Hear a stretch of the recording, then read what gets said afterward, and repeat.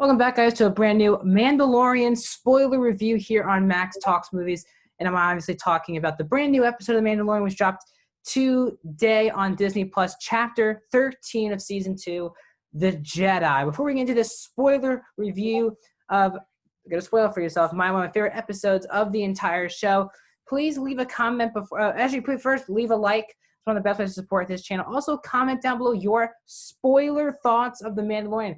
This is also one of your favorite episodes, least favorite episodes. Tell me about how do you think a character was translated onto the live action scene. Tell me all your thoughts of this episode and the future of this show and Star Wars in general in the comment section down below. Also, if you like these Mandalorian reviews and you also like TV show reviews, movie reviews, streaming platform reviews, and movie rankings, if you like any of those things, please consider hitting that subscribe button and ringing that bell for more videos in the pipeline.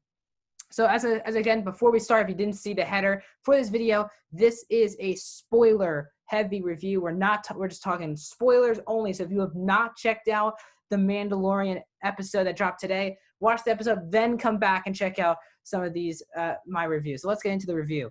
So this is my favorite episode of the entire show so far. And I think that so far, Season 2 has outpassed Season 1 by a long shot. I think honestly one of my top 3 episodes of the entire show have been episodes 1, 3, and 5 of this season. Just really terrific episodes that understand the lore. And this episode was directed by Dave Filoni. Now, some people who didn't like last week's episode, which I'm fine with, the reason why they didn't like it because they were disappointed that we didn't get Ahsoka Tano the next episode. They were disappointed we didn't get her the next episode, and that we were still doing basically a side quest with Carl Weathers and Gina Carano that episode. Now, I expected that because I knew Weathers was directing 4 and Filoni was directing and writing 5. So this is all Filoni's baby here, this episode. And I assumed that because it's his character, it's his baby, he would want to bring Ahsoka not just to the animated front, but now to introduce her to a live action audience.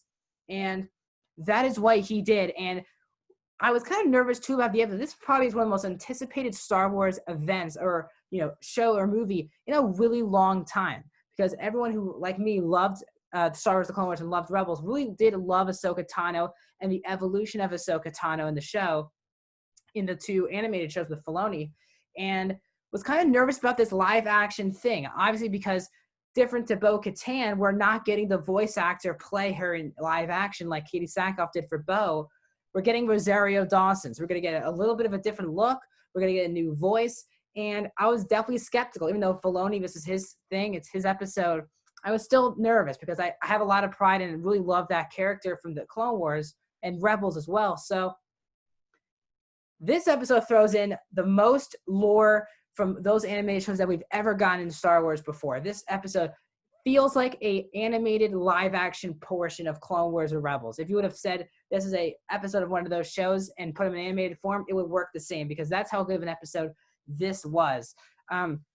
We don't even wait until the end. I was also nervous that we might wait until the end of the episode to get maybe a glimpse of Ahsoka and then keep her going in the next episodes. But the first scene is Ahsoka killing those people in the opening scene. And it was brutal. It was excellently done. She's got the 2 white sabers back from Rebels that she got from the Inquisitors.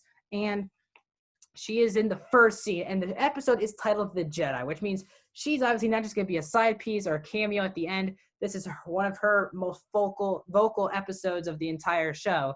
And she is definitely one of the main focuses of this episode. So Mando lands on the planet because obviously that's where Bo-Katan told him to go in episode 3. He finds this area, you see Michael Biehn and the leader of this group, and she has this thing of Beskar, and he's like, if you can kill the Jedi, then you can get this. And Mando just cares about finding the Jedi. He doesn't want to kill the Jedi. He wants to find and put the child there as well. And that's where we get a big little action set piece with Mando briefly fighting Ahsoka. And then once Mando says that he was sent by Bo-Katan, she's like, I hope it's about the child. And that's what it is. And we got some great exposition here. We see that Ahsoka is communicating with the child non-verbally through the Force in their heads. And Ahsoka learns we get all the exposition, not all of it, but a lot of it this episode with the child, I think his name is Gringu, I think is the child's name, is what Ahsoka said as well. And he said that he was training during the Clone Wars. He was training in the Jedi Temple in Coruscant. And when the purge happened, a Jedi saved its life, taking it away from Coruscant. And then that's when the history of this character becomes foggy, which is really fascinating. So he's 50 years old. He's basically been alive through all of the major points of Star Wars. He was a part of the Jedi Purge. He was a part of the Empire falling. And now he's at this point. And we don't know which Jedi took him. Probably Obi-Wan, if I had to guess, because we're also probably getting an Obi-Wan series. And it would make sense if we see actually Obi-Wan take the child to someplace. It would make sense if it was Obi-Wan who took him, because I don't know who else would be in the temple. Everyone basically died except Obi-Wan for the majority of it. So I'm pretty sure it would be Obi-Wan who took the child. That was the fascinating part of the show. And then we say Ahsoka brings up Yoda. And if you watch the Clone Wars TV show, you know Ahsoka and Yoda did have a really good relationship in the show. Again, Clone Wars does a great job exploring that. And you heard a little of Yoda's theme, which is really brilliant to show. And you just get great exposition. And also, Ahsoka looks great. Rosario Dawson is perfect in the role. It was like the first time she talked, I was like, all right, doesn't really sound like my Ahsoka. And then as I continued the episode, it just sounded, I got used to the voice, and I'm perfectly okay with Rosario Dawson. The action with her was fantastic as well this episode. So again, really enjoyed her. Then we transition into the big set piece, which is taking over this place in Corvus. And that's when we get Ahsoka and Mando teaming up. And obviously, if you know the TV shows, you know that Jedi and Mandalorians don't really get along, which you could definitely see in the Clone Wars TV show, and glimpses of that in Rebels. And they team up and they take them down. And then we hear the big, as Mando kills Michael Biehn and they set free the people who are getting supposedly executed. Ahsoka asks the leader of this group, where is your master, Grand Admiral Thrawn? So if you know what happens in Rebels, at the very end of Rebels, Ezra and Thrawn get sucked into this thing, into their ship, which had those, the space octopuses, I guess you want to say they are. I forgot what they were called. But we end the whole show, Rebels, with Ahsoka and Sabine on their way to find Ezra. And it seems like we're still on that path, or Thrawn has escaped that because she is looking for Thrawn, which is really cool because I know a lot of people have read the books. I've seen Rebels. Thrawn's one of the most fan favorite characters that hasn't been brought to live action yet. And this seems like, now I'm not sure if we're going to get, I don't think we're going to see Thrawn this season. I think everyone's like, all these possibilities, this, and this. There's only 3 episodes left of this season. So they're going to have to wrap things up for this season fast. So they can't keep, and I think we should be seeing an Ahsoka series, in my opinion.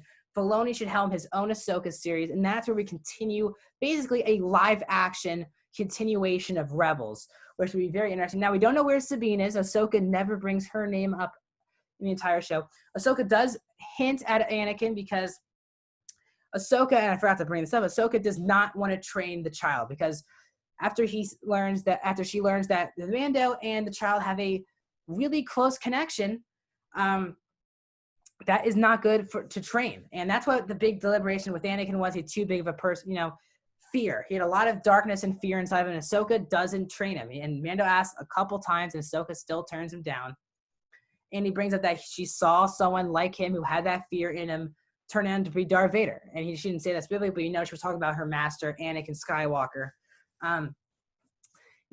So we get the Thrawn stuff at the end, really setting up some brilliant stuff down the line. So much has been built on this episode. We got Loth Cat Easter eggs in here. We got Ahsoka's owl did pop into the episode. There is a picture of it online, or I didn't see it when I was watching, but I saw it on Twitter.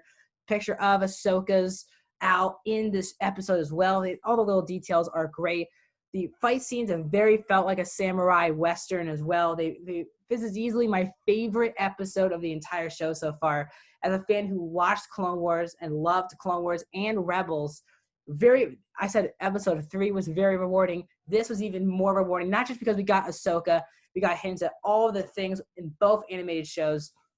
that excites me for the future. And again, I watch this with my mom every week, and she hasn't seen a single bit of Clone Wars and Rebels and still loves the show and wants to learn more about these connections. I think that's what's great about the show, is that if you haven't heard of Ahsoka Tano before, doesn't matter. You don't need to know all of her past to understand where she fits into this story, which is really brilliant. So they do Easter eggs for the fans who've watched the anime shows, and they also have made it watchable for people who haven't watched those two shows. And I think that's a brilliant job by Favreau, but really this is Dave Filoni's baby. He directed it, he wrote it. So pumped to see where the future of the show is. Let me know your thoughts of the conversation. Do you agree with me? This is my favorite episode by a lot for this show so far. Tell me your future predictions for the next 3 episodes. We're down to 3 more weeks of The Mandalorian on Disney Plus this season. Let me know your predictions and thoughts for future Star Wars shows and this show in general. Also, please hit the like button, subscribe, and share. If you like my other, now if you just joined me for the first time this week, thank you so much for joining me on my Mando spoiler reviews. I've already done the first 4 episodes. I've done all the episodes for this season already on my channel. Each of them are spoiler reviews, so please go down a rabbit hole and check those out in my playlist. That should be right next to me with the TV show reviews. It'll be up there as well. Thank you much for joining me. I'll be coming with a Disney Plus movie review possibly tomorrow, and then we got some big Oscar movies coming on Netflix next month. It's been a really, really, really busy week watching movies, but the week is about to end. Happy Thanksgiving to everyone, and thanks for watching my spoiler review of The Mandalorian. See you guys next time.